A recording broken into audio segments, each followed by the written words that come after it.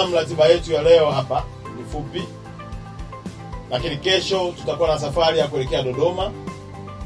Tunaenda kukutana na spika wetu wa bunge, ndugu yetu Zungu, ambaye ni mbunge wa jimbo la Ilala, lakini pia waheshimiwa wabunge wote, waheshimiwa mawaziri watakao kuwepo bungeni, na kiongozi wetu wa serikali Daktari Lameck Mwigulu Nchemba, mpenzi na mkereketwa wa michezo, hasa mpira wa miguu.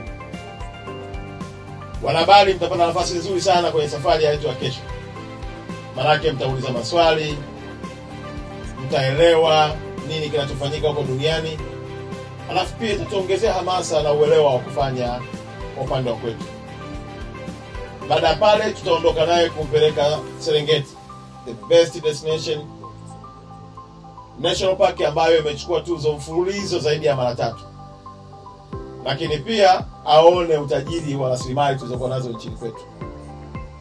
Na baada ya pale tutampeleka Arusha, akaone kazi nzuri inayofanywa na Daktari Samia ya ujenzi wa kiwanja cha kisasa category 4, ambacho kwa namna moja nyingine kinaenda kutumika kwenye mashindano yetu ya AFCON.